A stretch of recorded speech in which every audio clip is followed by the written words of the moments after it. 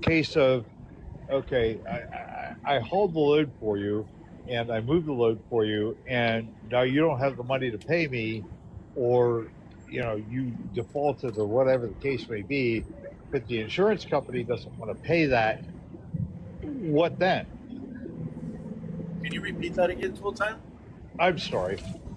So I've hauled the load for you. I've done all my due diligence, but you don't have the money to pay me for whatever reason. You're not going to pay me, or you're just out of business, or whatever. What then? I go to file on your bond, and there's 400 people in front of me. Well, it's normally the way it works is the bond company actually has, they actually have, there's loopholes within that as well.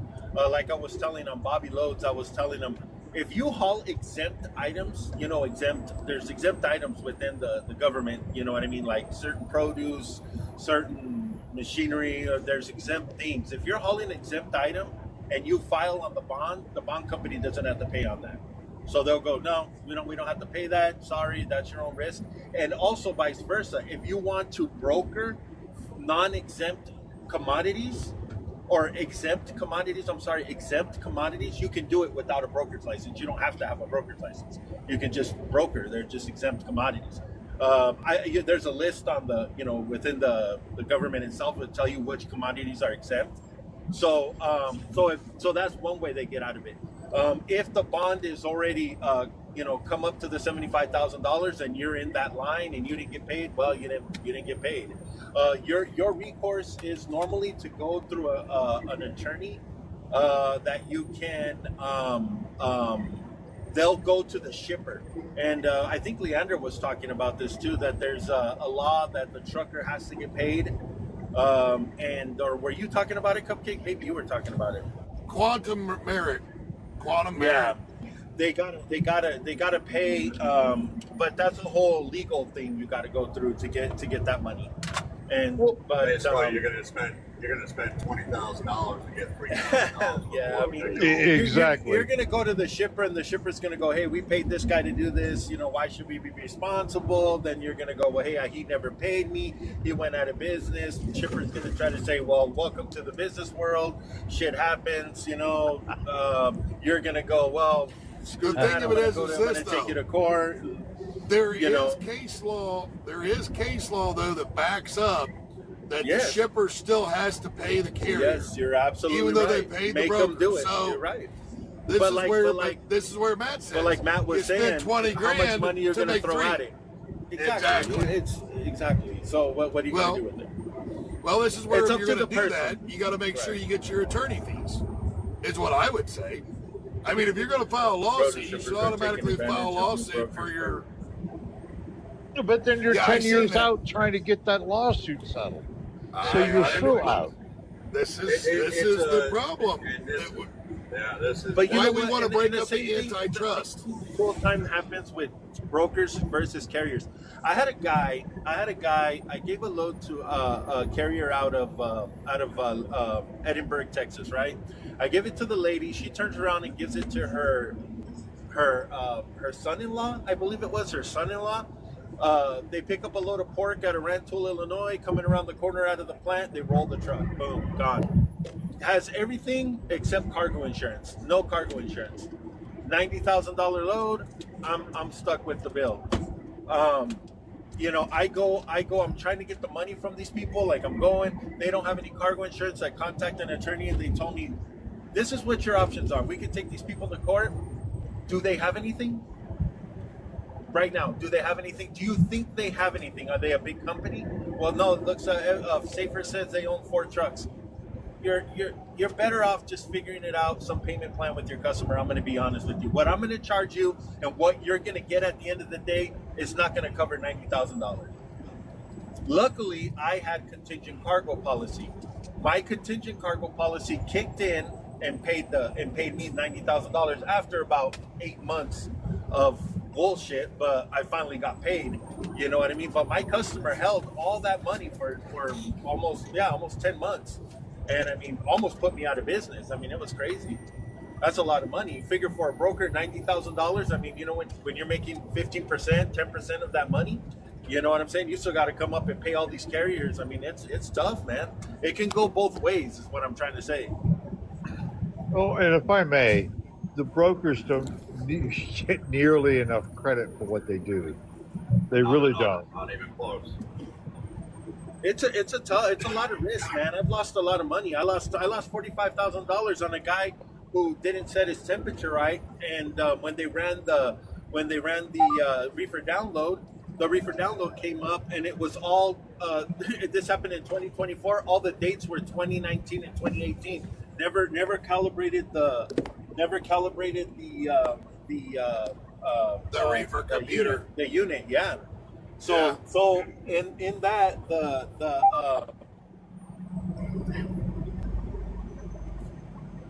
hold on one second.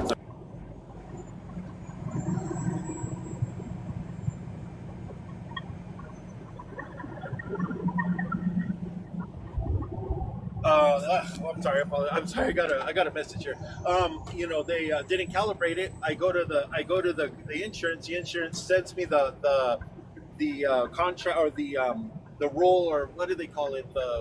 You know what their coverage obligation is when it comes to reefer breakdown. No computer problem. I mean, if it's a computer problem, they don't cover it. Only mechanical. $45,000 they charged me, man. I lost $45,000 on that load. Careful. Back up. I lost $45,000 just on that deal right there. I went to my customer. I'm like, man, I mean, look at I got a reefer download. He goes, yeah, I can't get my money back. He's like, I can't take this to. We picked up a load out of Smithfield. It was Smithfield pork. He goes, I can't take this over to Smithfield. They're not gonna give me my money on this. I mean, all the dates are wrong.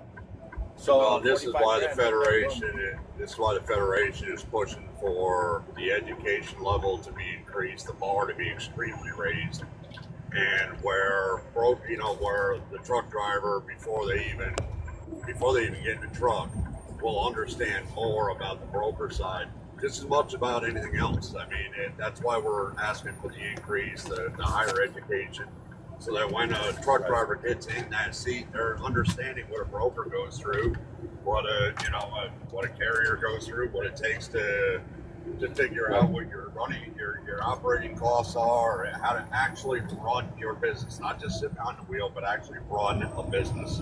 That's business 101. Right. Yeah, well, that's the thing, all is that there education. is a right risk. Now. Well, but the problem is that every truck driver in the world, well, at least the highest percentage of them right now, don't understand, don't want to self-educate, don't want to understand the broker. What they want to do is, they're all angry. Who's the closest one? Who's the next in line to get blamed? And that happens to be the broker right now. So all fingers are being pointed at the broker. Well, not all brokers act the same way. And 90% of the time, the trucker's the one that's being, is actually responsible. When you looked at the DAT board and you saw the load, and no offense to you, tool time at all, please don't, and this isn't directed at you, but something that you said earlier combined with what something Cisco said, as well as Mike. You look at a DAT board, and the DAT board has a load for $3,500, and it looks like, oh, well, it breaks it down, it's $536 per mile, phenomenal. Everybody's drooling over that. While everybody else is drooling over that, I'm scrolling, and right below it is the broker, and right below that is the broker's rating system. If that rating system says 2.4, I'm not even calling the load. I'm not going to call the load. There is already, I wouldn't go on Amazon and of 3 products, buy the one that's rated 2.4 instead of 4.9. I'm not going to spend the same amount of money and go and buy something that says 2.4 on it that has 100 negative reviews. I'm going to buy something that, the reviews are a lot more, the higher standard. I'm going to sit there and go, you know what? Oh, okay, that's the one I'm going to go for. It might cost me a couple dollars more, but it's the same way with brokerages. Well, just look for the reputation, and as a truck driver, there's a notebook sitting in my passenger seat. Cisco, I haven't done work for you, but eventually, if I ever do, you'll be in that book, dude. There's a book in there. Right. There's the broker's name, the person I talked to, their contact information, and there's I rate 1 to 5. How was the broker overall? Did they work with you? Did you get paid? Right. And it's a rating system. And if I see you on the board and you're a 1, I'm never calling you again. Right, I'll right. never Most work definitely. with your brokerage again. Well, the thing is that there are a lot of good brokers that are standing out, that are starting out, and it's like anything. It's like when you start as a carrier, you don't have credit. It doesn't mean anything that you're bad. You just haven't been able to establish, and it does take a long time. It takes a long time within brokers as well, because factoring companies are now, they are the banks. I mean, if you're not in with the factoring company, I mean, and if that factoring company doesn't, factor you got to come up with the money. You know what I'm saying? I mean, I'm working with a guy right now that his factoring company won't accept my company. I mean, they're just like, hey, he hasn't been in business 5 years yet with that deal. I'm like, I'm right on that cusp. You know what I'm saying? But they won't do it. So I pay him cash. Every time he delivers a load, boom, here's your money. You know what I'm saying? Because I want, when that time hits, when I can finally do business with his factoring company, he can go, look at, this is what this guy has done for me. Boom, boom, boom, boom, boom, boom. You know what I mean? But so, obviously, and that goes both ways, though, Cisco. Obviously, this guy's doing you right, so you're making sure he's taken care of. Now, if that was a reverse thing and this guy was late on 5 loads, would you immediately be dishing out cash? No, you'd be doing business with him. Right. Moving on to a truck driver. That's really right. But these are business transactions. You're absolutely right. Yeah. And this is where a lot of you're helping me out. I want to help right you now, out. Yeah, and this is where the trucking community needs to start taking some responsibility and accountability. And instead of pointing the finger at the broker saying you're at fault, you're at fault, you're at fault, what's your on-time ratio? What is how do you treat the people that, the warehouses, the receivers, the shippers, the manufacturers, the broker that you're dealing with? Are you nasty with them on the phone every 15 minutes? I mean, it is all based on the truck driver. If you're not getting the top of the line loads, you're not doing research. You're not running your trucking company. You're looking for big money. And big money right now, if you look at it, is typically coming from out of the country, from these individuals who are booking the load, or putting a price tag on the loads so high that you jump all over it, and they're pocketing 20 grand and going out of business the next day, and you're not getting paid for it anyway. Oh, of course, I agree. So this is predatory and everything. This is a lack of business education and simply emotion, because they don't want to blame themselves. They don't want to hold a mirror up and say, well, I'm at fault. I'm the one who picked the broker that had 1.2 stars. I'm the guy that went after $4,000 without actually looking to see if the broker was reputable. I'm the guy that's utilizing a factoring company, dispatch company, a brokerage, all coming out of my check. That's why my settlements are so low. They're not holding any self-accountability in any shape, form, or way. They're not holding accountability for, oh, well, we need more money. How many miles did you turn? Well, I only got 2,000 miles. Why are you still with that company then?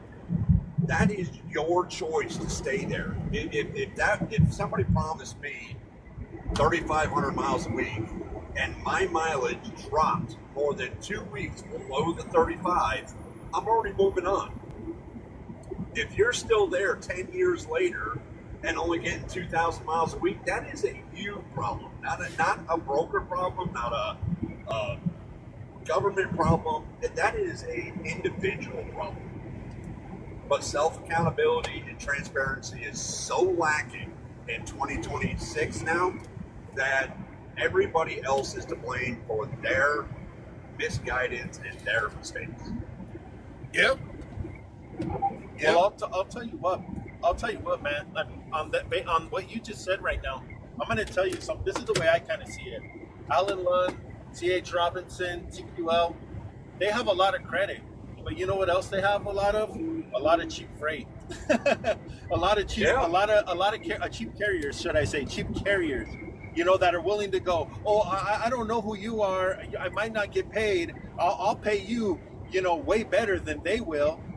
Because I want that opportunity. I want to work with you. You know what I'm saying? These guys, They go, oh, you don't want to take the load? No problem. I got a carrier base, you know, it's 800,000 strong, you know, whatever. I'll find somebody.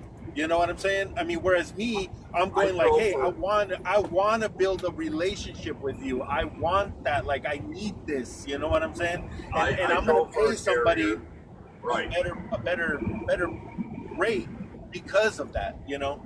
I drove for a carrier that for a year. Just under a year. We were hauling potatoes. All they dealt with was C.H. Robinson. That was core. They didn't deal with anybody outside of C.H. Robinson, not one other broker. And I looked at them, and this is shortly after my first owner operator. It was 2.5 years in. It went out. I ended up losing my business. My part, I had lots of learn still, but while I was transitioning back into owner operator, I went back to company driver. I drove for this lady. All she dealt with was C.H. Robinson, and I had a conversation with her. So listen, there are. I can name off 50 reputable brokers that you can work with right now and make more by working with them than what you are with CH. And her exact words, I'll take the cut because when all's said and done, I don't have to stress, and the loads are always there. That is the worst business mind I have ever had in my life. I'm sitting there going, okay, well, as long as they keep dropping the price on you, you'll keep pulling the loads. You won't deal with nobody else. You won't even take that, a risk of doing background to speak.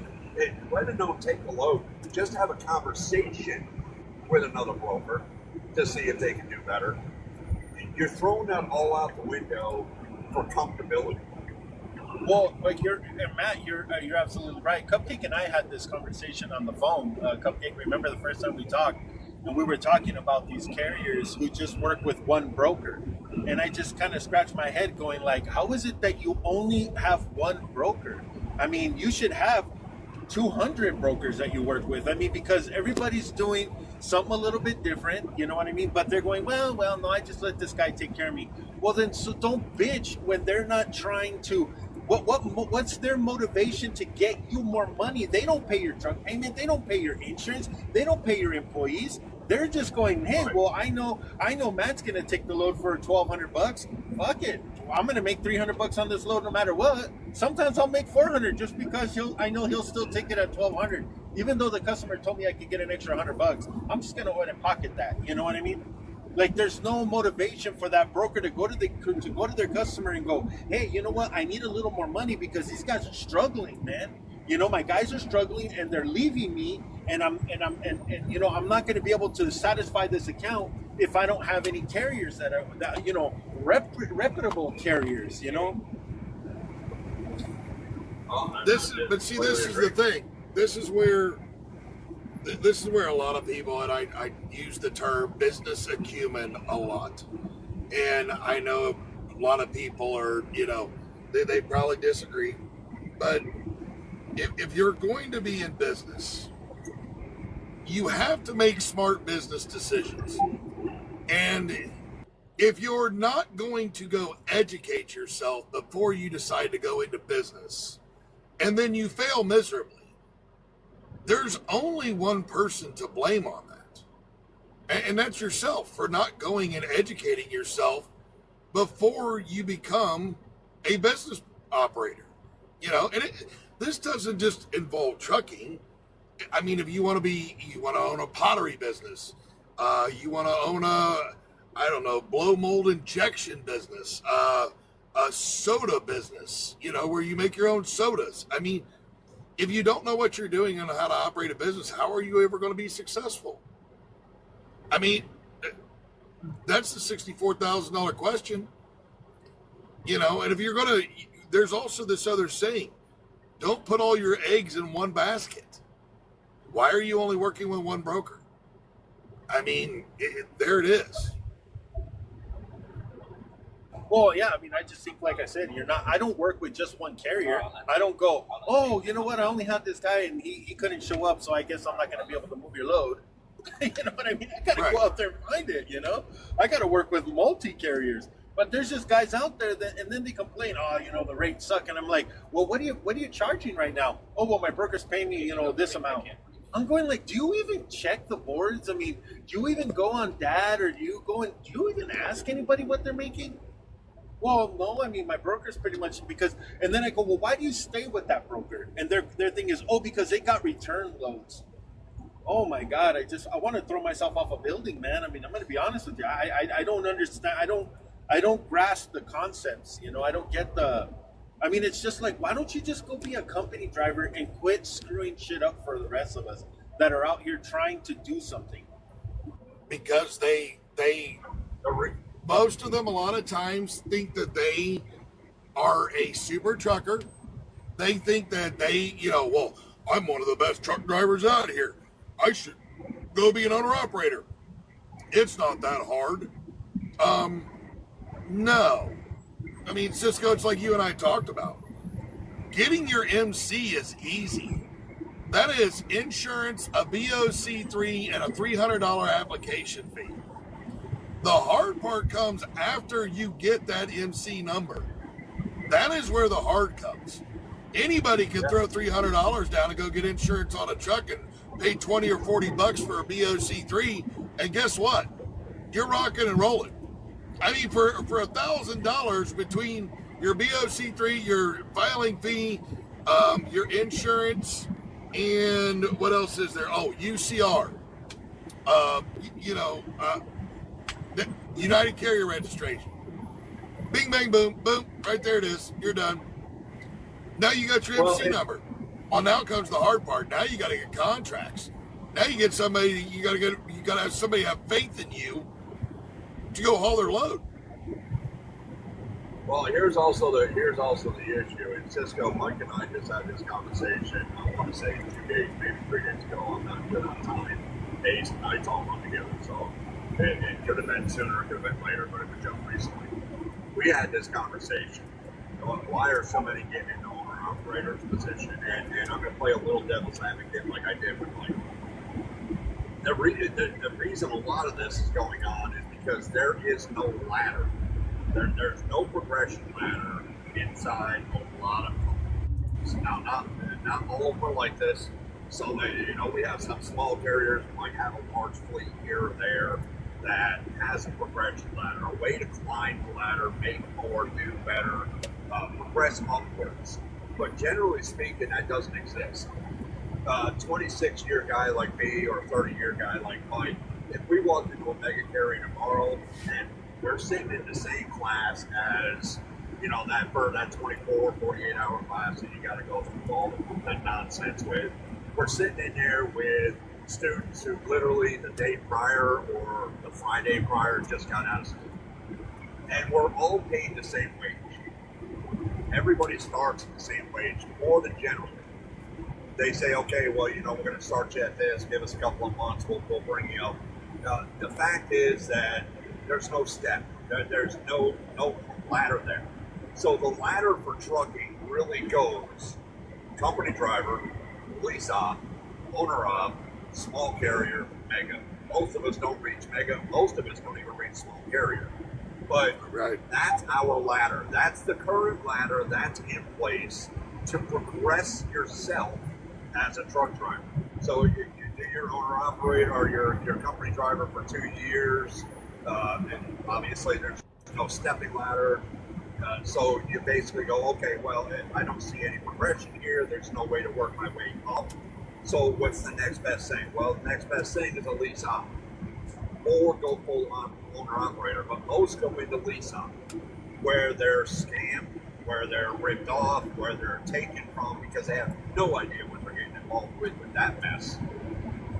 And if they succeed there, they end up coming into, okay, well, I've done this part, my truck is paid off. If they actually pay off your truck, I'm going full owner operator. This is now all mine. But they still are lacking the education because during lease op, basically the company they ran for did everything for them. So they have no knowledge, they have no experience, they have no education. So they're going into owner operator with none of this. So, and that's a lot of the problem that we're seeing is this idiot jump to progress yourself, and that's the only ladder they've got. They don't have a ladder sitting there and go, after 2 years, go, yeah, you know what?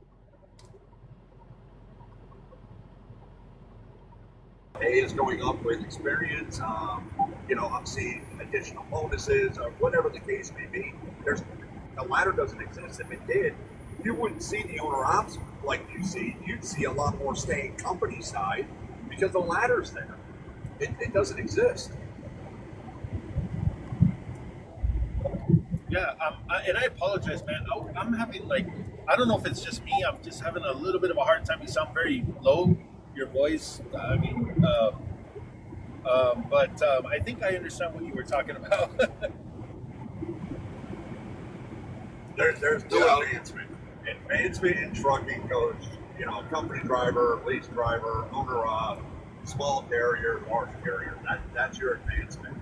If more opportunities were presented inside companies for advancement, you'd see a lot more people staying with company driving instead of right into owner operator, lease operator positions. Are you an owner operator, man?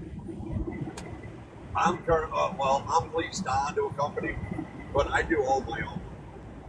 The truck, I'm actually buying the truck from this company, but I've also, I had, before I took this on, I did a background check on the company. From FMCSA, Department of Transportation, to anything I could find out, I did background check. When I was offered the truck in the lease contract, I literally was sent to lease 2 weeks prior to me even meeting the people. So I had a chance to review the lease. I had a chance for my lawyer to review the lease. When the actual I'm sorry. I apologize. I was just going to ask you, what is your ladder? Where do you want to see yourself in the next 5 years? My 5 years is 3 trucks at max and stop. I'm done. But the way I want my business, 2 of those trucks are mine personally, with one additional driver. I want 1 truck as it's basically a backup. It'll stay maintained, it'll stay at 100%, but it's literally a backup. I'm tired of my truck going down, and I've either got to go for a rental or I've got to go a different route. It literally, the cost effectiveness is, it's easier to buy a second truck and have it on standby than it is to do the rental side. You don't think it would be more cost effective for you just to buy brand new trucks, run them for the time, get rid of them? No, I want nothing to do with them. I want nothing to do with them. These are, and I know that there are ways. There's a lot. You can buy a truck and spec it out your way, and that's absolutely fine by me. I know a lot of people that are old-time truck drivers that are really falling in love with the automatic. I can't stand it. I feel like I have no control. I can't stand the blitz, the blops, the pings in my ear 24 hours a day. That drives me bananas. I'm still the guy, we were talking just a little bit ago. I'm still the guy that crawls onto my truck. I will grease my own truck. I look at my own truck. I take care of my truck. I'm hands-on with anything that I do. So I don't need some brand new truck off the lot, because I actually enjoy, I'm still the old school guy. I still enjoy getting my hands dirty. I still enjoy, an old truck. The one I'm buying a new one. Well, my truck is a 2012. It's not super new. It's not super old. It's a P386. I'm actually buying a second truck, in the process of buying a second truck, and that's actually a 2016 Freightliner Cascadia manual transmission with an old 13 or 12.7 Detroit 60 in it. That's my style of truck. That's just what I prefer. Now, I know that you, Cisco, you like buying your equipment new and staying on top of the game. That's great. We have the same business mind. You just have a different model in mind. That's all it is.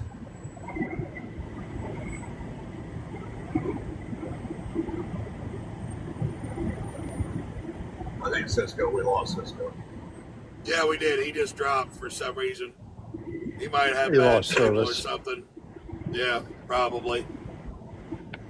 If you increase the education, if you create the ladder of a thing, there's a lot of things that can be done inside the industry. That the truckers on the road can actually fix without ever touching the freaking government.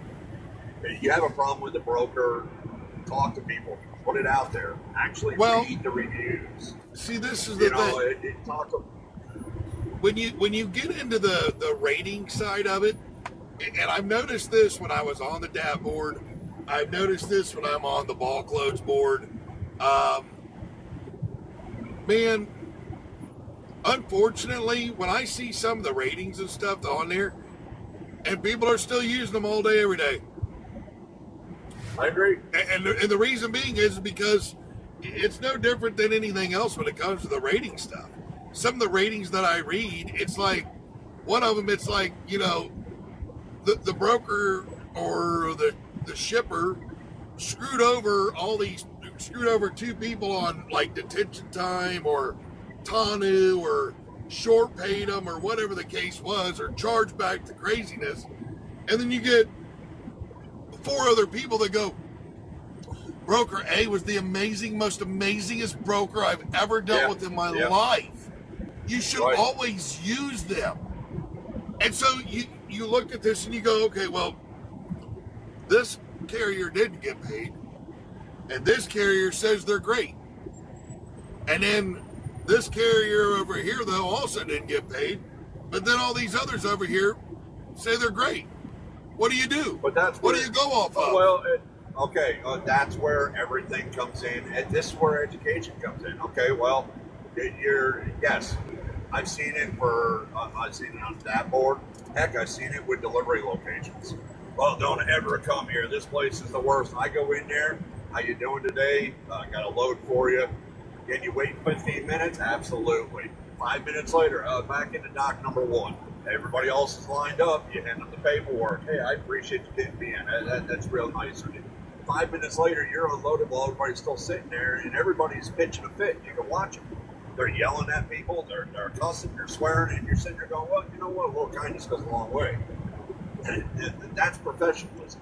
You're going to get more. But when it comes to the broker side, listen, have you done work with them before? Hey, listen, we all get stuck in a point where you might have to go for a broker that's rated 2.1.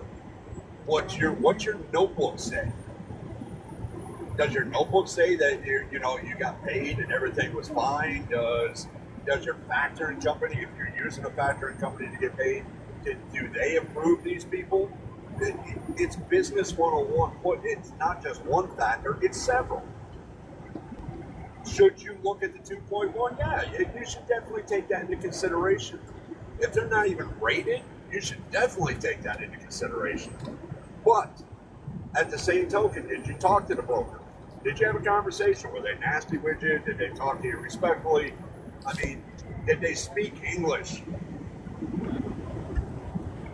Broken English or not? Did they actually speak English? Could you understand them? It's 1,000 factors to decide. And if you're not smart enough to sit there and go, okay, well, I couldn't understand what they were telling me on the phone. They've got a 1.2 star rating. My factoring company won't work with them. The load pays $4,500. I'll take the load in. I'll risk the other 3 because the load pays $40,000. Well, then you just made it. You're the problem. I paid carriers when I first started. I paid them half up front and then half when they delivered, just to prove to them that I'm legit. You know what I'm saying? Well, Cisco, you're the exception to the rule. No, I know. You're the exception to the rule.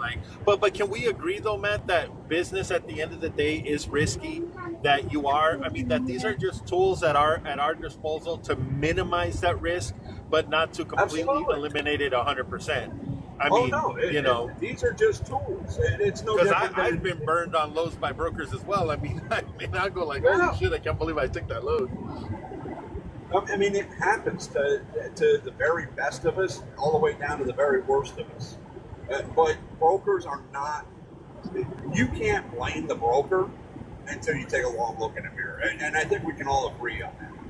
And that's where the problem is. Nobody wants to look in the mirror. They want to look past the mirror and blame everybody else. Well, I'm the one that took the load. I'm the one that signed the contract. I'm the one that, I'm the owner operator. I'm the one who got the rate con and 30 cents without even perusing the contract, signed it and sent it back without going, holy crap, there's like $3,000 worth of fees if I don't do this, you signed it, and then when the broker says, well, you failed to do this, and this is what the cost. Why didn't you read the contract? Yeah, no, totally. You're absolutely So why right. why are you blaming the broker? If you could blame the broker if you didn't sign the contract, you could say, hey, listen, this is inappropriate, man. This is really wrong. Then you have the right to sit there and say something to a broker. Once you sign the contract, that tells the broker, I read it and I accept all their terms. No matter what the terms are, I accepted them. Right. Well, That's responsibility for self. That's That not the kinda- broker's responsibility. how do I want to say this? It kind of goes along with what the pontificator says. It's great when it's written down in a contract, but if it violates the federal regulations, then it kind of goes by the wayside, because contract law can't supersede federal regulations. Oh, I agree there too, sir. But how many truck drivers understand what the federal regulations are?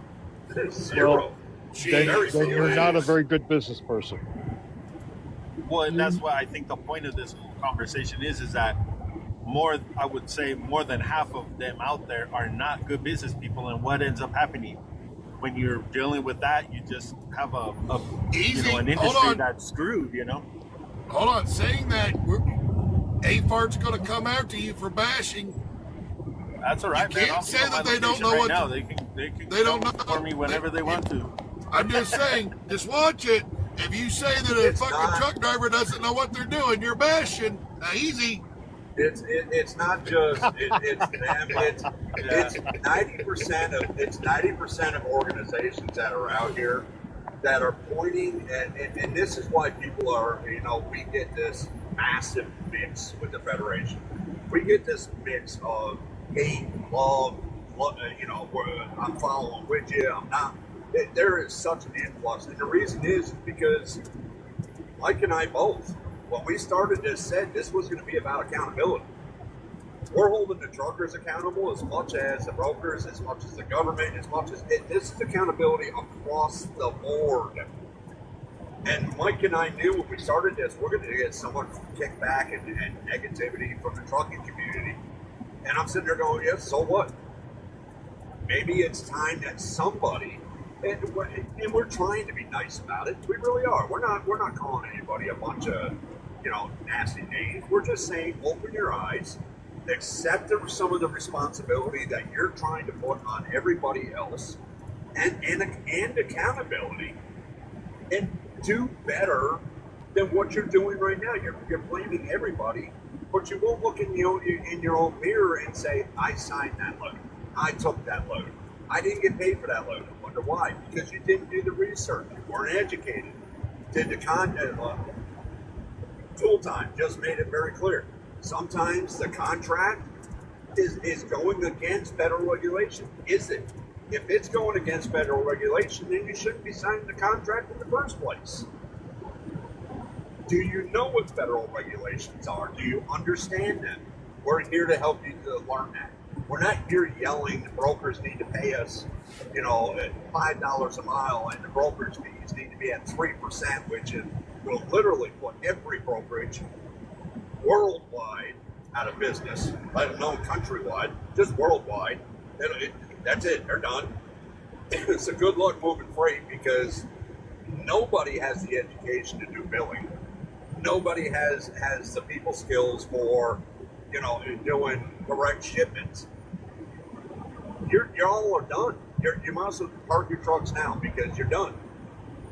90% of you are done. You don't have the education system or the knowledge to run that kind of company. Well, So I go you back. eliminated brokers. You made them to blame. You've gotten rid of them. Your truck is sitting. You're not making any money. Who are you blaming now? You're going to blame the government now because of your poor choices? I go back to what I said before. It doesn't matter how much the broker makes. The broker makes what the broker makes. You agreed to the Exactly. contract based on what you agreed to. You agreed to $2.50 a mile, and the broker's making $5 a mile. Well, good for the broker. He was smart enough to know how to work the system. He was smart enough Right. to know how to make a profit. You can't But put that's it. normally not true, though, Tool Time. I mean, I'm just going to be honest with you. That's not the way it normally works. But I get your concept. I just want to make sure that people understand that there's no shipper out there who doesn't understand their own logistical needs and what their bottom lines are. No, and the shippers look at the fucking load boards too. I'm sorry to say this, but they're not dumb.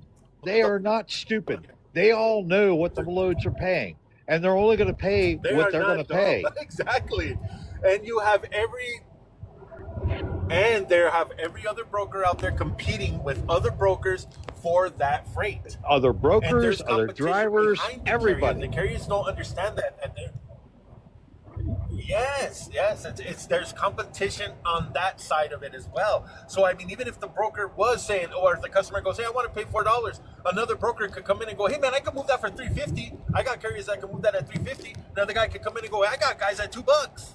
So who's making the rates? This is what my thing is. Like, I see who's making the rates. The brokers aren't. Carriers. The brokers aren't stupid. They look at the same load boards that we look at. They look at the same analytics that we look at.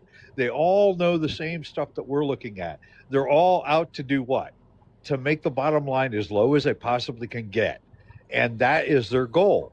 Because as long as they can get it hauled for, I hate to say this, but $1.50 a mile or $1.75 a mile, and the broker makes 25 cents a mile, well, good for them. But I got my overhead is now we're below what my CEO told me I had to be at. And they all sit around and they all have a budget. They all say, we're going to pay this much for transportation. We're going to say this much for production. We're going to say this much for processing. We're going to say this much for, shipping it out the door. Whatever case may be, they all have budgets they got to get in line with in order for the company to remain profitable. If the company's not profitable, they're not going to be in business anymore. It's just no point in it.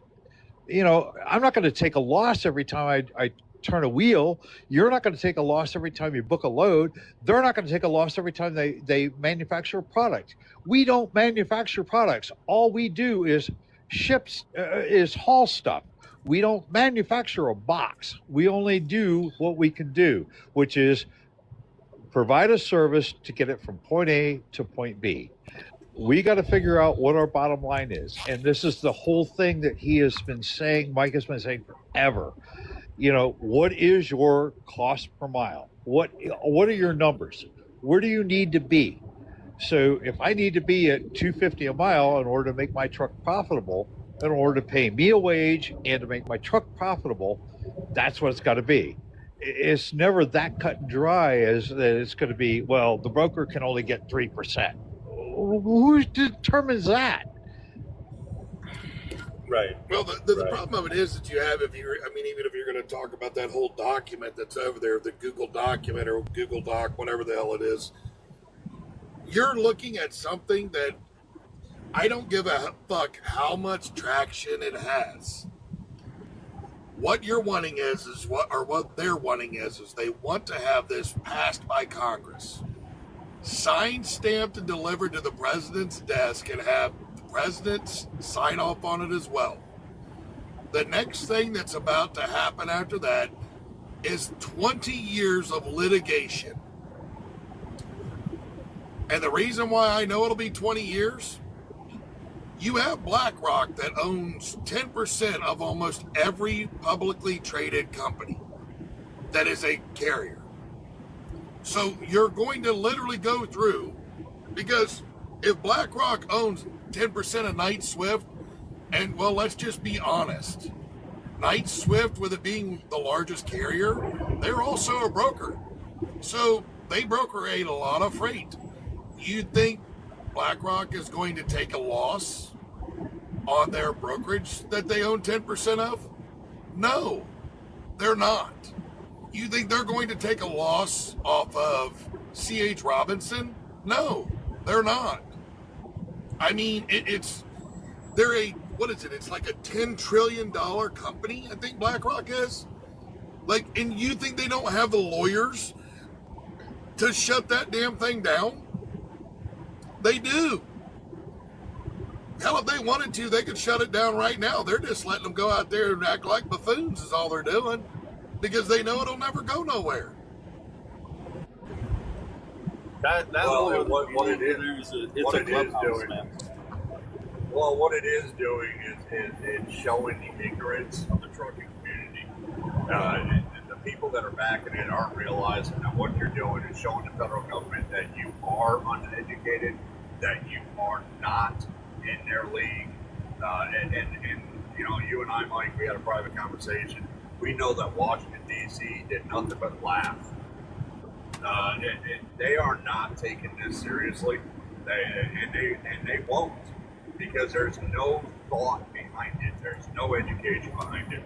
They're sitting there going, well, you know, they're hey, listen, I don't know if they're smarter than me. I'm not going to give them that much credit, but as smart as me, possible.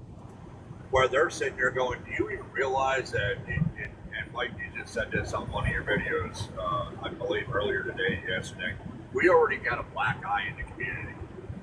And you want to go ahead and you want to push this act that you want to push, while it trickles down to every single civilian in every community that we serve, and watch their increase and watch their poverty level go even deeper, because you want more money. And the government is not stupid. The government is going to sit there and go, yeah, you know, if we pass this, do you realize that the very next morning after it's passed, we're going to allow the news worldwide to understand this was the truckers that wanted this. So if you're mad at anybody, be mad at them. Yeah. Which is going, I mean, we already see attacks on the trucking community out here. It's not regular anymore. We saw it during the Western Carolina, Eastern Tennessee. We saw it during Katrina. We saw very little of it, but we did see some during COVID. You think that was bad? Go tell the community that, you know, their eggs are now at $12, you know, went back up to $12, and milk is back to $8 because the trucking community decided they deserve more money. Go tell them that, and see how many truck stops, how many trucks move out of that truck stop the next morning when they park. Because if you think that ain't going to infuriate people countrywide and cause retaliation, oh, you're in for a whole world of surprise. Well, I'll just put it this way, and I'm going to say it out here, and I hope they're all listening, and I hope they screen record this one. If you are for the AFFTRA, you are not for your community, you are not for truck drivers, you're not even for yourself. I've said it in another video, and I'll say it here on the live. 110%. You're not even about your own kids. You're not even about your own kids. You just Well, this is part of yourself. Well, this is part of yourself. And I'm going to say this, and the reason why I say it is this. If you are okay with a 36% increase on your community, on your family, and in your trucking business, then you're against everyone. How can you honestly sit there and say that you're for that? I don't understand it, and I never will. And the other part about it is this. All of them over there that want to run their mouths about whatever they run their mouths about, They all want to talk about trucking should be recognized as a skilled trade.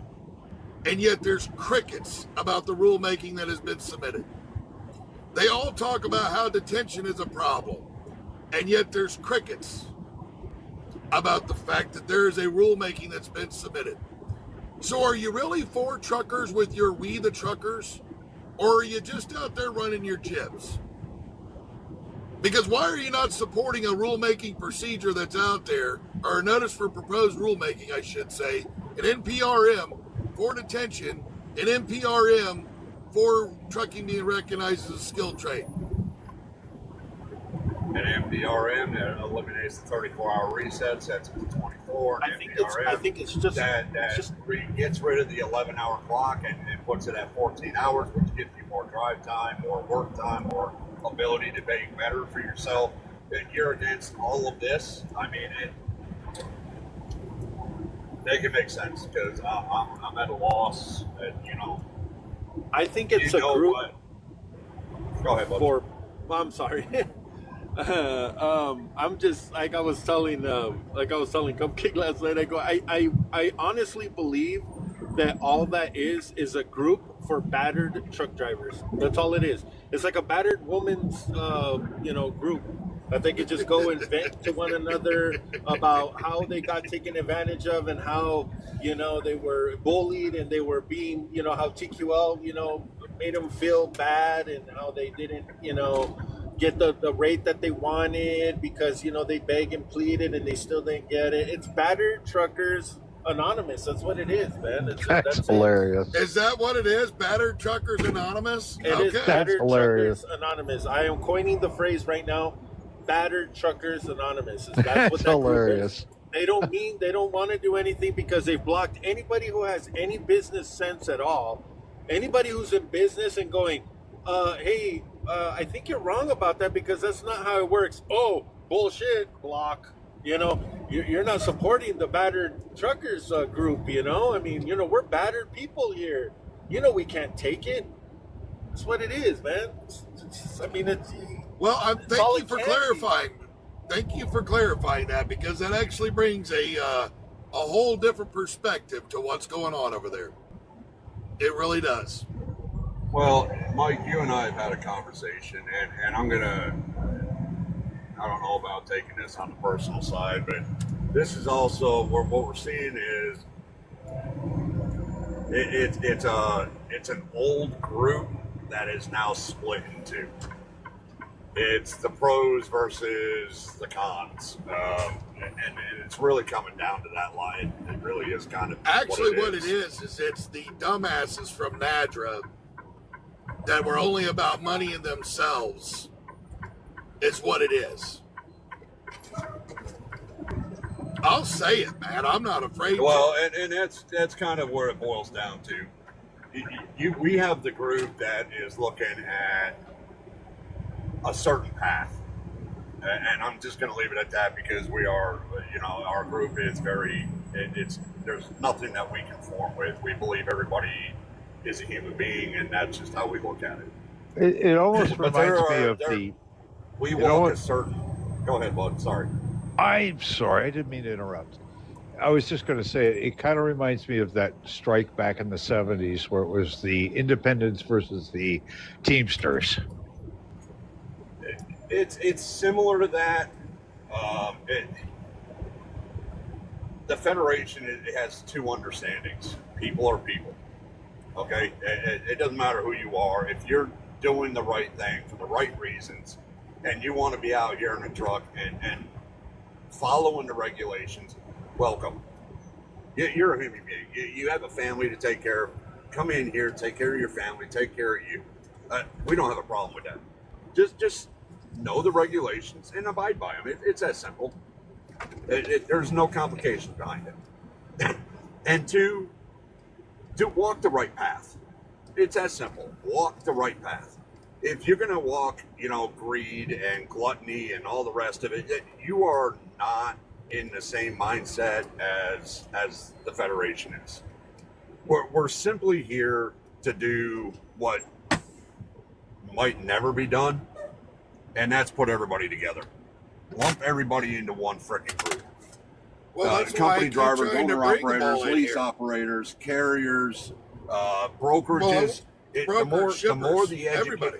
yeah, the more the education level, the better understanding you have to be a truck driver in today's world, and the more that you're going to be successful. And if you think, and I'm going to say this 1,000 times, I'll probably post 100 videos about it. If you think that getting into the seat of a rig is going to make you $1 million, when you are at service, you are literally driving anywhere that you drive, you should be able to look and go, yep, that food on that table, that was our, that was the trucking community. That tractor that you hauled, tool time, that was me. That went to a farm to help them. Anything that we do provides a service so that others can do their service. If you can't get that mindset in your head and realize that being of service is actually more important than this almighty dollar, you're in the wrong profession then, because you're not a truck driver. You might be driving a truck, but you're not a truck driver. It's not about the money. It's never been about the money. It's been about the lifestyle. It's about being of service. There are a lot more core values that come long before the money does.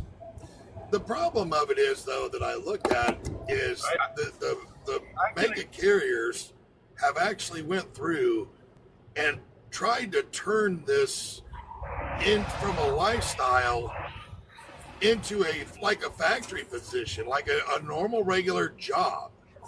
And it's always, there's nothing that is a normal regular job about this. I've been a cowboy all my life, because I've always traveled, always. Even when I was not technically just a truck driver, and I worked for like the industrial service companies and stuff, and would drive a truck with a frac tank on the back, or a water blaster on the back, or driving their vacuum trucks, or like when I was racing, and you've got a transporter and you've got a hospitality bus, and you're talking $1 million pieces of equipment right there with millions of dollars inside of them. So I've always traveled, but they've turned around and they've made this, and they've tried to make this into just like it's like working at the Amazon warehouse. And that's part of the problem, is that this is not your normal 9 to 5 job or 7 to 3 job. There is, and this is why I've pushed for the rulemaking for this to be considered a skilled trade. One, we have to go through special training to get a CDL. You also have to pass medical qualifications to get a CDL. And then there is continued education that goes on with this job that we call trucking, because you do not get to just go through. Yes, van loads, those are all pretty much about the same. Most of the time it's load bars or some E-straps and call it a day. But if you want to be a flatbed, if you want to get into that genre of this industry, you're going to have to learn how to secure down loads. You're going to have to learn how to tarp loads. You're going to have to learn what straps do what chains are able to do what, the binders that are there. If you're wanting to get into hazmat, there is a totally different, it's a totally different aspect. You have there's multiple subgenres to that genre of trucking. There's the explosive side, the radioactive side. There is there's a whole multitude to and you don't see anybody that gets into those genres or subgenres of the hazmat side. You don't see them bouncing around a whole bunch. Yeah, you might see some like with the the propane haulers and stuff like that, but you don't see this massive. There's the subgenre that they kind of just stay to. If you want to get into agricultural, like livestock hauler, there's extra training that goes on to haul cattle or to haul hogs. There's so much to it that if you want to do like I mean, Sarah or, Matt, used to haul cars, or Rocky used to haul cars. There's extra training that goes on to that genre of this industry. So yes, you might have went through, and myself, I've hauled van, I have hauled reefer, I've hauled cattle, obviously hopper bottom, I've done tanker. I've never hauled cars. Even though I've hauled flatbed and RGN and oversized, I've never hauled cars. I would not even begin to know the first fucking thing about one of those trailers. I would have to go and work with somebody like Matt or Rocky or Sarah for a month or so and learn how to fucking do that. That's not something that you just come out and do. And not to mention the fact that, I think when I talked to Sarah, she talked about it's like $500,000 worth of cargo insurance that she has to have. Because, I mean, let's be honest here. Some of the cars you have these days are $100,000. I mean, I'm sure the ones that are hauling the exotic cars that you see, hell, those people, those carriers probably have $1, $2, $3, $4, $5 million policies.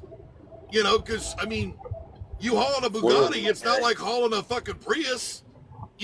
We were operating under $1 million. When I was running, it was $1 million cargo. And there you go. Like I said, I mean, depending on what you're doing, you know what I mean? I don't know much about the car, so I'm learning from Matt. I'm learning from Sarah. I've never done it. Well, but they go, oh, I'm making $8 a mile, and I'm like, well, yeah, I hope so. I mean, well, why would it? Right, and then Sarah and I were talking once, her and I, and she was like, yeah, I was unloading this Tahoe off of my just 2 weeks ago, and I tore the bumper off, and I had to pay $3,500 right then and there. I'm like, you see what I mean? That's sometimes my whole rate on a load. I mean, you know what I'm saying? Right. I mean, $3,500 right there on the spot. Yes, I hope you are charging $7 a mile. I mean, let's be honest. It's all relevant. I mean, to your risk. I mean, you're hauling oversized. I mean, all the permits you got to purchase, pilot cars. I mean, time. I mean, there's so many things that go involved in, but people just stand on the outside and they go, well, gosh, these guys are making $10 a mile. And they go, well, yeah, of course they're making $10 a mile. But what are they putting in their pocket versus another carrier that's doing the exact same thing that they are? Right. Well, let's talk about that. You know what I'm saying? I mean, let's compare apples with apples here. Well, But what I'm talking about is the skilled trade side of it. So that's what I'm talking about. It's the skilled trade side. I'm talking about the fact that you cannot just go through and just throw anybody into this.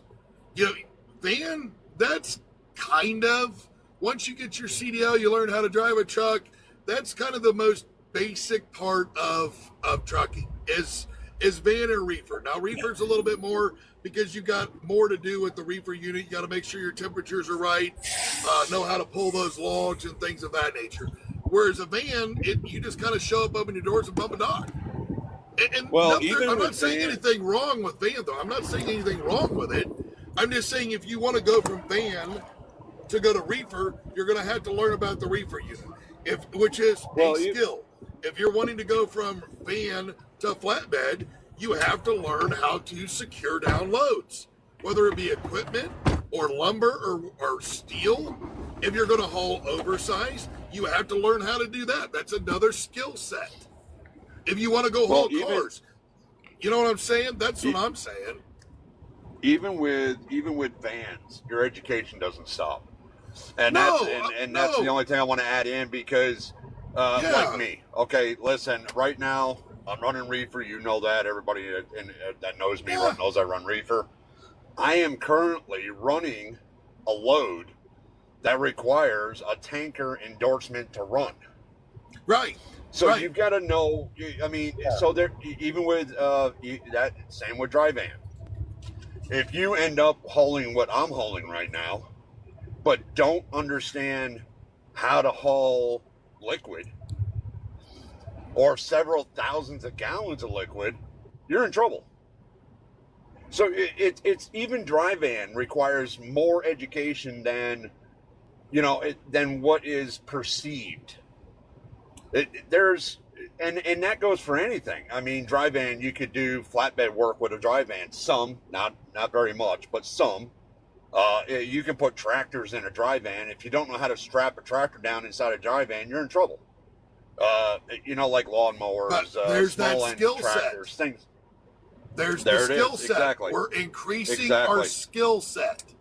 That's basically what I was Exactly. trying to get at with that. I Sorry. wasn't trying to demean the position, and I hope nobody No, took no. it that way. It was that there's a constant skill set learning. That you're constantly adding it. Right. And no art. I have hauled a belly dump one time, but it's belly dump is an interesting trailer and an interesting field. It really is, and I've never hauled side dump. I've seen guys do it. That would be fairly interesting as well. I mean, I've hauled end dump. I've hauled a belt trailer. I've hauled walking floor. Obviously, with being an ag, and you obviously you got the wet kit side and everything like that. But the belly dump's fairly interesting. The one that I hauled, it was set up to where that they loaded it up, and you literally could just hit a button while you're driving, and it would open the door and just dump all the gravel right out the bottom. So it was very interesting, to say the least, to learn that one. So yeah, but once again, that's increasing your skill set. So please, someone explain to me how the fuck this ain't a skilled trade. Well, it is, but the problem is we have no recordable education system. So you can learn the skilled trade, you can learn all the skill sets, but there's no, and I hate to use this word, but it's kind of the truth. There's no testing, there's no program, there's nothing in place to say, okay, this truck driver so-and-so, or truck driver Mike Cobb has passed 15 of the 20 proposed exams to reach that status where you are now a skilled, you're a skilled tradesman. Well, that's why we put the nothing like that rulemaking out there, though. Yeah. So, and I understand and that. this is but why we need to people get are- people to help back this fucking thing, so that we can actually go somewhere with it. So everybody that's in this industry is recognized as they should be, and not just as Right. some dumbass truck driver, because we're not. And it wouldn't take much. It really doesn't take a lot. And most of these programs can be satellite programs where you can do it in your truck. I mean, you're a flatbedder. Okay, let's see how much you really know about flatbedding. And there Right. could be 100. There could be 100 questions, multiple choice. If you pass it, great. Okay, you know flatbedding. How much do you know about this? How much do you know about regulations? If you don't know this stuff, you take a class on it. You pass the test. You end up with, it wouldn't be a degree, but you would end up with a certification that says this guy or this woman knows trucking. And once the certification's in place, that's it. You know what? Skilled trade. Once it's a skilled trade, you know what comes with when you're listed on the skilled trade? Oh, that's right. Oh, it's a wage increase. Yes. It's called accredited. There And- you go. That's it, Alan. You hit the nail on the head. Yes, sir. And the funny thing about it is that we talk about this. It's just like somebody mentioned this earlier about volunteer firefighting. Volunteers do the same amount of training that professionals do, but they Yes, don't sir. get paid for it. You're Matt talking was. to a 10 years. You're talking Matt to a was a 10-year, volunteer. 10-year, third generation fireman, and we had a minimum requirement, as a fireman. Look, of I was 120 hours of training per year, a minimum. If you didn't reach it, you weren't active. I'm there. I'm retired, so I get it. Thank you for your service. Well, thank you for yours. You don't walk into a burning building without having any kind of training. You wouldn't drive a truck without any kind of training. Same kind of concept. The point of it is being accredited, just like being an electrician or being a plumber or being anything else. You have to have a certain skill set to reach the next level. We don't have any levels. And No. that would be something that would be interesting to add into all of this is, okay, so you're a basic truck driver. So you can get the truck from point A to point B, but can you secure it? Can you load it? Can you know, all what's required? We talk about flatbedding. We talk about reefers. We talk about tanks. We talk about heavy haul. All of those are specific skill sets that we need for our industry. Anybody can get in there and drive a box van. Well, no, not really. You need to know, what do you secure in that box van? Do you know how many straps you need to have behind that load, the load of paper that you've got in there? Do you need 1, 2, 3, 5, 10? What do you need? Do you need a block and brace? How do you handle that? Oh, I'm going to do heavy haul tomorrow. Okay, you're going to do heavy haul. Do you know about permits? Do you know about escorts? Do you know about lumber? Do you know about escorts? What do you need to know? Oh, I'm going to do a belly dump tomorrow. Oh, great. Good for you. Do you understand anything about, doing that kind of work? Do you know anything about end dumps and flipping them over on their sides, or what do you need to know? I mean, everything should have a level of experience and qualifications to proceed to the next level. It shouldn't be so ambiguous as it is right now, which is, I have a CDL, I can do anything. Well, and that's how we want to do it with owner-operators as well. We want them to be able to take a certain class, walk out of there with a certificate that says, I understand the brokerage side, I understand the trucking side, I understand all of this. Here's a certificate, I took the class, I am capable of running a trucking company. And with that certificate, apply for your DOT-MC numbers. Not just, hey, you know what, I just finished trucking school, I have very little experience, I have very little knowledge because, it was only 5 days in trucking school. But, I want to go ahead and buy a truck and start my own company. Well, what knowledge do you have? I don't have any. Then why are you buying a truck? Why are we allowing you to buy a truck? And I'm gonna really date myself. So when I started in this business, I just want to say this. Nobody let me just get behind the wheel, toss me the keys, and go. And this is back many years ago. I sat in the passenger seat for probably 3 months, maybe a little more, maybe a little less. I can't remember specifically. I sat in the passenger seat and I watched the driver. That was my job. Sit there and watch, learn and watch. I helped load, I helped unload, I helped tarp, I helped strap, I helped, do all the things that we had to do. And I learned by sitting in the passenger seat. And then as time went on and it was nighttime and there was no traffic on the road, okay, I'm gonna let you go ahead and take the wheel. Here you go. And I climbed over the doghouse and I got behind the wheel and I started learning how to drive the truck. Little by little by little by little. And then when they had enough confidence in me, then they let me have enough time that I could actually start out and drive my own truck. That's how I learned. I didn't learn by some trucking school, and I'm not saying anything negative about trucking schools, I'm not. I'm just saying I didn't learn by a week and a half course in a trucking school saying, okay, you're qualified enough to get a CDL, go ahead and go. I started out when they had chauffeur's license and you could get them in a Volkswagen, for God's sakes. Yep. That's how bad it was. But, where we've raised that standard, we didn't raise it enough. We didn't get these guys qualified. And we're letting guys get into these, and I hate to say this term, but it's so apropos. They get into these lease purchase. Actually, the better term would be rent-a-rides.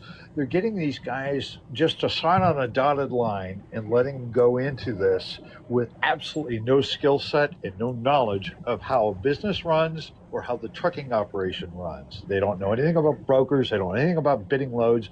They don't even know what their cost per mile is. They have no idea.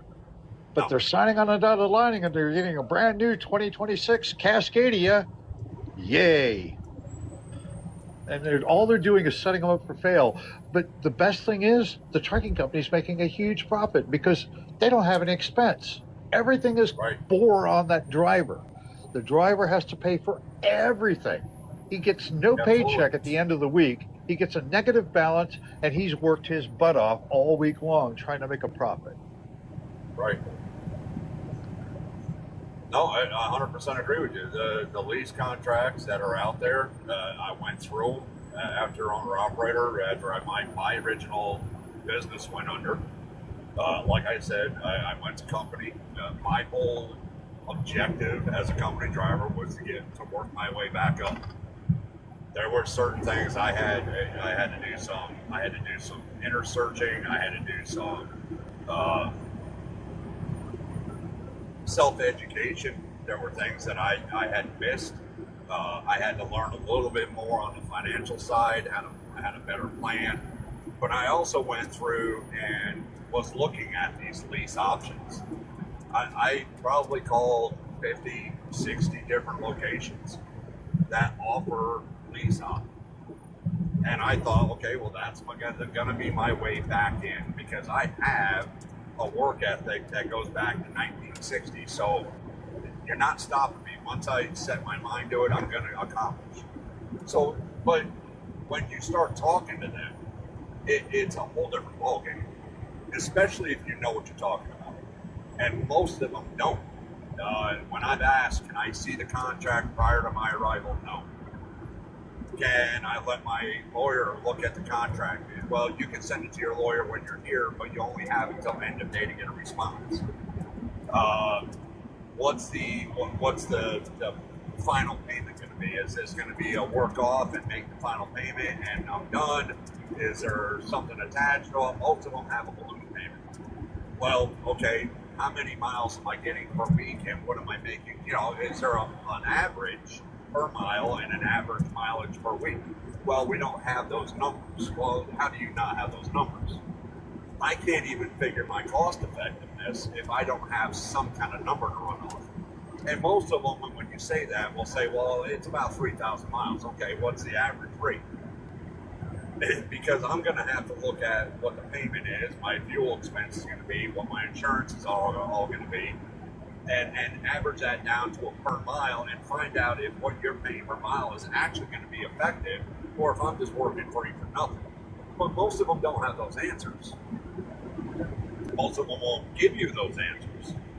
When you're given the contract, and I did go to one other location that was on site, not naming names, there's no reason to yet, but when I was on site, I looked at the contract while everybody else, you know, the few that were doing the lease op signed and moved on. I still sat there. Well, there's nothing in the contract with, you know, I don't see anything here in the contract that states that you're going to guarantee me 3,000 miles a week. I don't see anything in here guaranteeing me $250 a mile. I don't see, you know, there's things missing in this contract, but I see that you added the $30,000 balloon payment at the end of 2 years. Well, if I don't know the rest of it, I don't even know if I can make the $30,000 in 2 years to give you at the end of 2 years. Well, if you don't have the $30,000, we'll just revert you over to a new contract and you'll get a new truck. Ah, okay. Well, now I understand how you're working this. So you don't want anybody to actually own a truck and go out on their own. What you want is this entrapment. And most of these guys are coming out, men and women, coming out of school with this hope and dream of being a truck driver, going to these lease ops with big wide eyes, but they're not seeing anything. And the only thing they're seeing is, like you just said, Tool Time, this 2026 brand new Cascadia that's never been driven. It's a beautiful truck on the inside. And they're looking at it going, wow, yeah, okay, I'm in. Okay, did you look at the contract? Did you remember the contract you signed?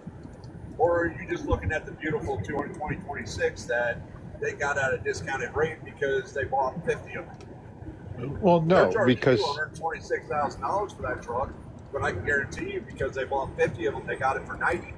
So they're already making $36,000 off it. Because it's all based on emotion.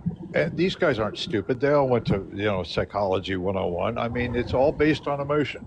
It's all based on making you feel so much better about your own self and your own personalities and blah, blah, blah. You feel a little bit down on yourself. Of the organizations are based on. You didn't succeed well in your school, or you weren't the most popular kid in school. Oh, well, you're the perfect candidate. They know how to play this game. They've been playing it forever. This is their meal ticket. I mean, this is the way they make money. They get some knucklehead to sign on the dotted line without ever reading anything on the contract, without ever going to an attorney, without ever looking at it, because they're not business people. They're drivers who want to be independent. Well, I get the passion for that, but the problem is that these poor guys don't understand that, when they're signing on that dotted line, it's all over. They get nothing out of it.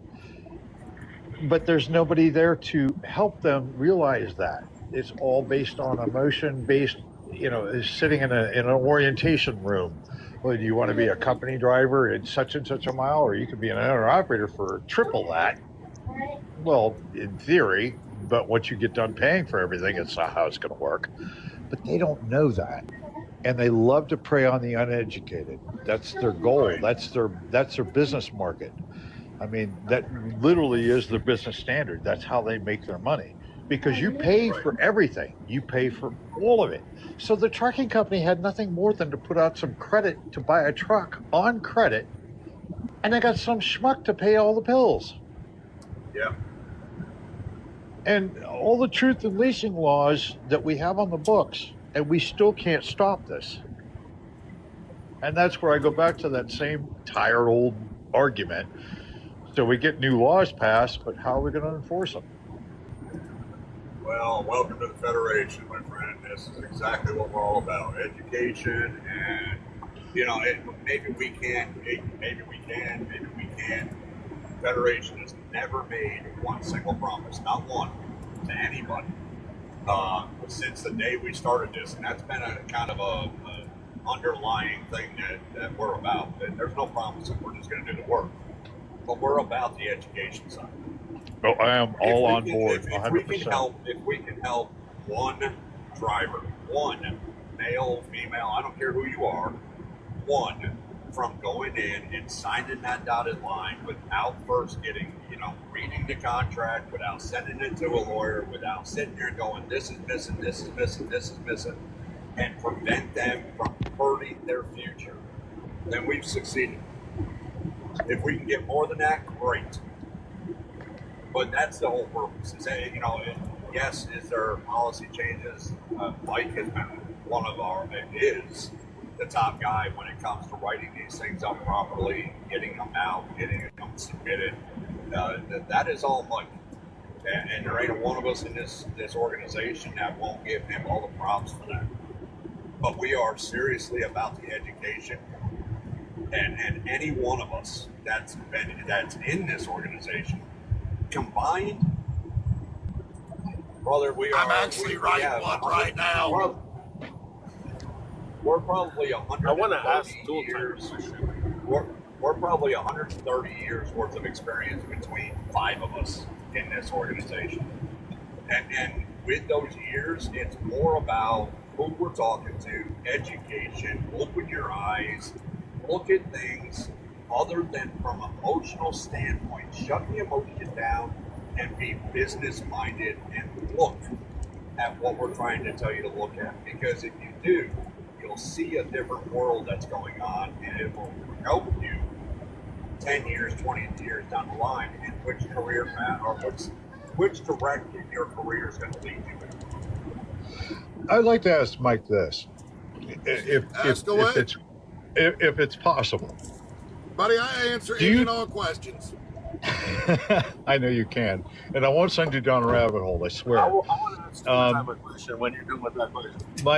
My question is this. Is it possible, could we splinter off on a faction side of this for people to ask questions or get advice from older people that have been in the business for a minute or two that would be more than happy to help the new guy coming along?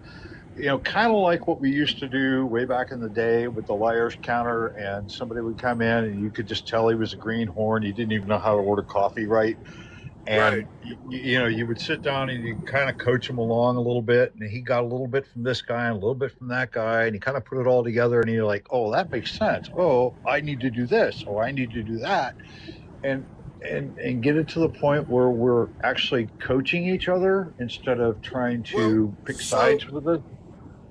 Inside the FOPT, all of us board members, as we refer to ourselves, basically for tax and legal purposes, but we all have access to the email.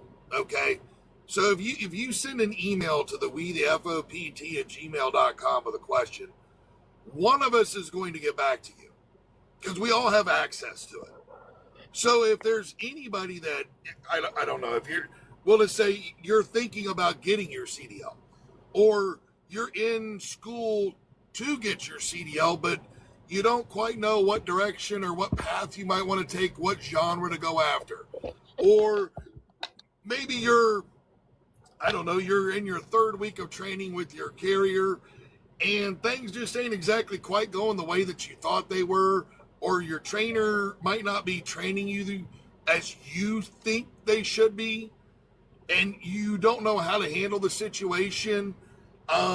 Or you're maybe 1 month or 2 months in the truck by yourself. You've already gotten past these steps that we just talked about. And you're just, you're a little leery about going up and down a mountain or something, or how to handle this situation or that situation. All you have to do is reach out. Reach out in the email. If you're, come onto the Facebook and ask a question in the messenger. DM the FOPT page here. There's 4 of us, I believe, that have access to it. Maybe 5. I can't remember who all has the password. Let me ask you a question, and you and I have never talked about this. Dual time, I love that question. Thank you. I think I know the direction you're going to. Can we create, as a federation, can we create a truck mentoring group? Not where they're sitting on the council, but an actual group attached to Federation that are just trucker mentors. You talking about like inside the website or something, where people could come on and just ask a question inside the website? Well, like Tool Time. Tool Time, I'm going to use you as an example, okay? Tool Time wants to be a truck mentor, okay? We've created the program. Let's say we put it up on our website. There is truck, we create the program. We call it Truck Mentoring 101, whatever the heck whatever name we call it. And Tool Time wants to be a mentor. So therefore, Tool Time, well, his name will be there. A contact number with, his number of years of experience and truck mentor. So that I could do that. I could create that part of the page tonight, actually. Well, and that's what I think we need to do. I think this is what Tool Time's getting to, and if I'm wrong, please correct me, Tool Time. No, you're absolutely right. That's exactly what I was going with it. Can I ask you this Tool Time? But this would be just a mentoring. It wouldn't be a speaking on behalf of the Federation, but another educational level that we've created that people like Tool Time, Cisco, anybody can come to them. Cisco could go up there and say, okay, this is his name, his contact number, his available hours, because he is a broker. Same with Tool Time. This is a trucker, but yeah, I could do that tonight. I could do that tonight. We'd have to we need to bring it to the group, make sure everybody's on board, but that's Thursday. It's only a few days away. But put it out there and say, listen, for like Cisco, do you have questions about a broker? Actually, I don't have to bring that to the group. I don't have to bring that to the group. The only thing I would have to bring to the group is if you want to be a mentor. Creating a mentoring program by bylaws is purview to the CEO. Oh, yeah, well, valid. I was just trying So- to put everybody into the conversation. I don't have a That's all. problem I'm in- not here. Well, I mean, I don't have a problem creating a mentoring program or being one of the mentors, and I don't have a problem with if Alan wants to be a mentor, including him in the process. But Well, this I isn't. would He's be not being jumping brought right on. in that. He's not being brought on as a board member. He's being brought on as a mentor. It is It's a no mentor. different than me. Yeah, It's exactly. no different than me making Sam the social media manager. It's not a. It's not a I board think this position. would be. So Yeah, I mean, we talk about education. This would be a huge project. yeah, I mean, I can stop doing the which rule would help- making I and mean, put that up real quick while we're talking. So yeah, we'll start it. I think that Great would be idea, a- Alan. and then- Awesome. And if you Yeah, want to, get- sir, you can go to the website. You can get my phone.